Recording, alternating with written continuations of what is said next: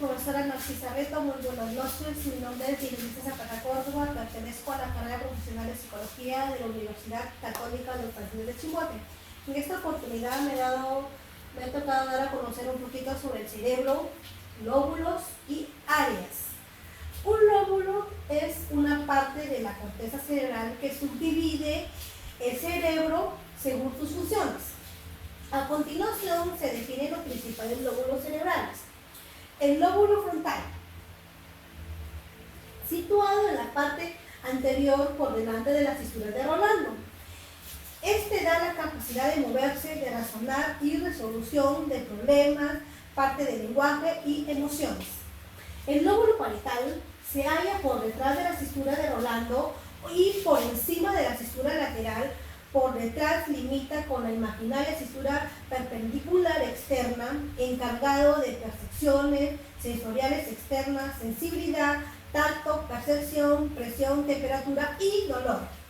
El lóbulo occipital es el casquete posterior del cerebro, que en muchos animales tiene límites bien definidos, pero que en el hombre ha perdido su identidad anatómica, encargado de la producción de imágenes. El lóbulo temporal,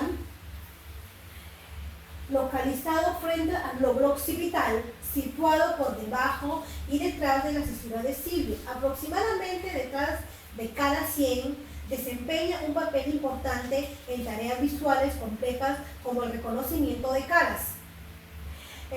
Ahorita les voy a dar a conocer sobre las fisuras, empezando por la fisura de Rolando, que es un pliegue profundo en la corteza del cerebro, ubicado en la cara externa de ambos hemisferios cerebrales. La fisura de Rolando es lateral y ascendente, separando el lóbulo frontal del lóbulo parietal. También divide la corteza motora primaria de la corteza sensorial primaria.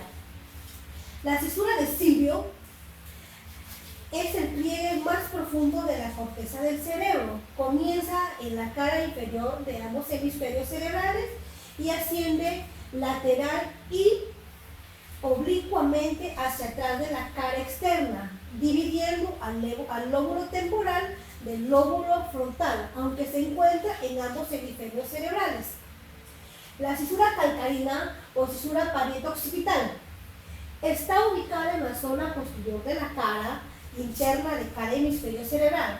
Sigue una trayectoria horizontal hasta unirse con el surco parieto-occipital,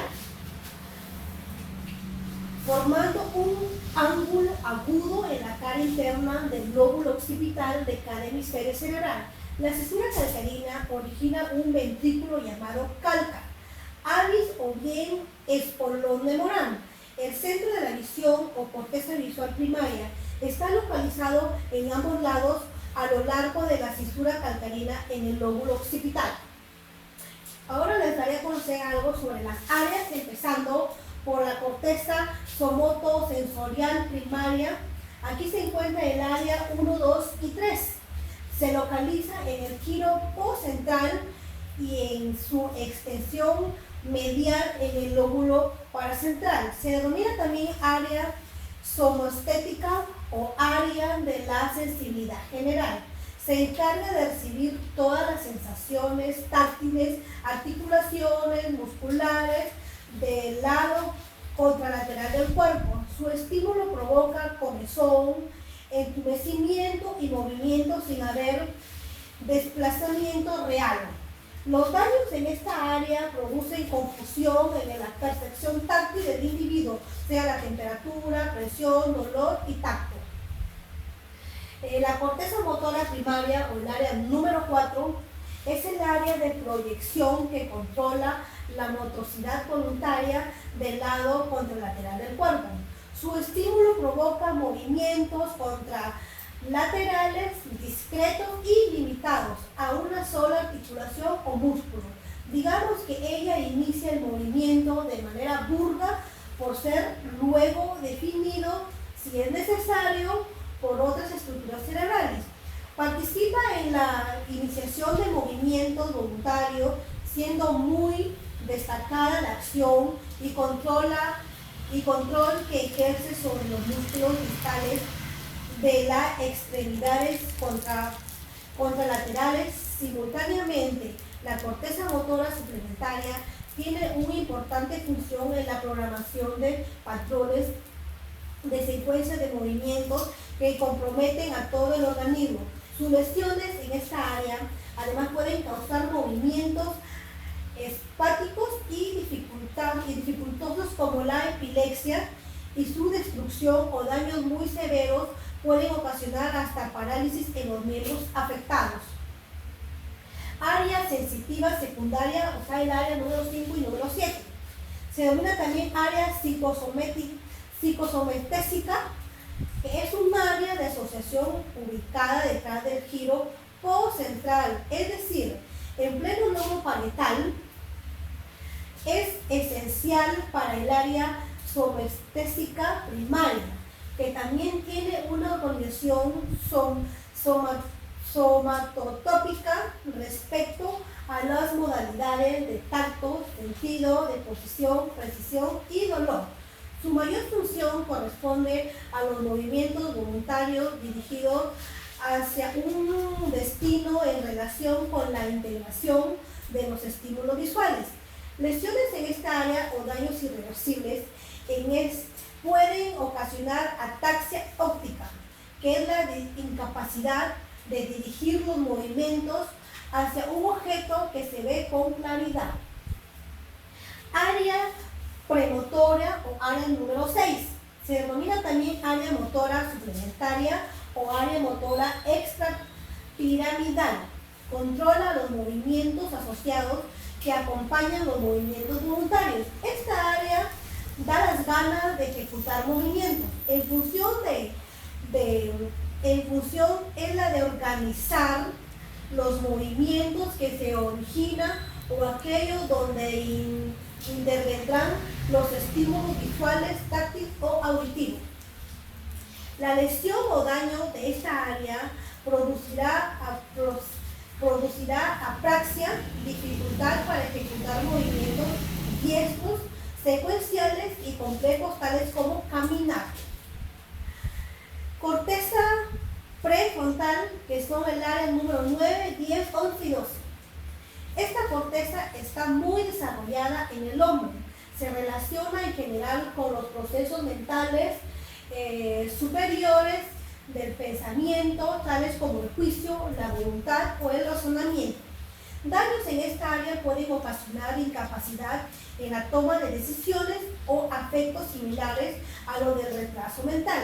La lesión bilateral de esta corteza produce cambios permanentes en la personalidad del individuo. Este se vuelve menos excitable y menos creativo. Desaparecen las inhibiciones. Un individuo que era ordenado, limpio, cuidadoso, se transforma al contrario, desordenado, sucio y descuidado. El área límbica, 23, 24, 29, 30, 35 y 28. Presenta estrategias de comportamiento relacionadas con los instintos y las emociones, y comprende una serie de estructuras de córtex que rodean el híleo del hemisferio, es decir, rodean entre otras estructuras el cuerpo calloso. Estas estructuras forman parte del sistema límbico. Todo esto corresponde a corteza antigua, es mesocórtex, es decir, es una mezcla de arquicórtex con isocórtex y está controlado por los centros superiores. El área sensitiva terciaria número 40. En esta área se produce la integración de la información, lo que permite la percepción de forma, textura, tamaño y la identificación de un objeto al tocarlo con las manos. Esta área también tiene abundantes y desarrolladas conexiones recíprocas con el pulvinar del tálamo. Las lesiones del área 40, giro supramarginal, produce agnosia táctil. Junto con el área 39, giro angular, representa el área del esquema corporal. Lesiones en esta área hacen que el enfermo no reconozca parte de su de su cuerpo con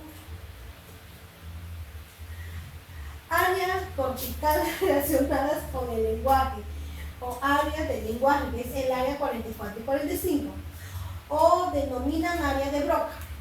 Sus funciones son las de comprender y articular el lenguaje hablado y escrito. Los daños en esta área pueden producir varios tipos de afasia, que son dificultades e imposibilidades para entender el lenguaje o incluso imitarlo, a pesar de que nuestros sentidos, tanto con la visión como la audición, estén intactos. Cabe destacar que la función del lenguaje solo se concentra en el hemisferio derecho. Área de Wernicke, área 22, 39 y 40. Región de la corteza asociativa auditiva en el lóbulo temporal izquierdo de los humanos. Se conecta con el área de Broca por medio del fascículo longitudinal superior. Es importante para la comprensión de palabras y la producción de discursos significativos. La fase de Wernicke, que es provocada por un daño en esta área, da como resultado un discurso fluido pero carente de significado, o sea, corte motor, corteza visual, corteza auditiva. La corteza auditiva, corteza visual primaria, área número 17, corresponde al giro calcarino de la corteza. Esta área tiene una organización histológica muy semejante a la retina o membrana sensorial del ojo. Recibe la redacción óptica de núcleos geniculado lateral del tálamo. La función principal de esta área es funcionar la información que viene a ambos ojos, visión binocular, y analizar la información respecto de la orientación de los estímulos en el campo visual. La lesión en el área número 17 produce ceguera completa de una zona del campo visual, cuya extensión dependerá del tamaño del área lesionada. Su estimulación ocasiona alucinaciones visuales a manera de destellos brillantes. Corteza visual secundaria o área psicovisual, que comprende la número 18 y la número 19.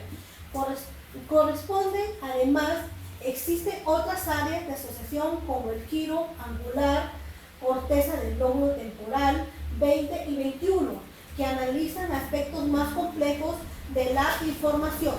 Su estímulo evoca alucinaciones visuales realistas. Sus daños producen efectos variados e incluyen desde incapacidad para reconocer rostros familiares hasta pérdida de color de ciertas partes del cuerpo de la visión. La lesión del giro angular del hemisferio dominante produce en el individuo la incapacidad para comprender los símbolos y expresarse a través de ellos. Esta área es fundamental para la comprensión de una imagen visual. La corteza auditiva primaria, que es el área 41 y el área 42, se localiza en los giros transversales de Pesci de la corteza temporal. En esta área termina la redacción auditiva proveniente del núcleo geniculado mediante el tálamo, la que está tonotrópicamente organizada. En esta área los tonos graves están representados lateralmente en la corteza, mientras que los tonos agudos están representados en la zona mediana. La función de esta área es detectar los cambios de frecuencia y de localización de las fuentes sonoras. Luego la información se dirige al área auditiva secundaria.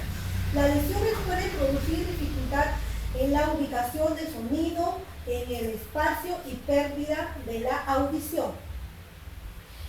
Áreas auditivas secundarias o área psicoauditiva, área 22 y 42. Se relacionan con la comprensión del lenguaje oral. En esta área se sigue procesando la información auditiva proveniente de la corteza auditiva, la auditiva primaria. Luego la información pasa a una área asociativa superior, área número 22, la que es fundamental para interpretar los sonidos asociados a la comprensión del lenguaje hablado. Una lesión del área 22 hace que el paciente escuche sin dificultad una conversación, pero no entienda lo que ella dice. Esta es una afasia auditiva receptiva. Área del gusto, o sea, área número 43. Al parecer la encontramos en la porción posterior de la insula o la isla de Rey. Sus funciones parecen incluir en mayor medida la de la sensación del equilibrio. Bueno, profesora, esto es todo durante mi exposición. Espero que les guste. Muchas gracias.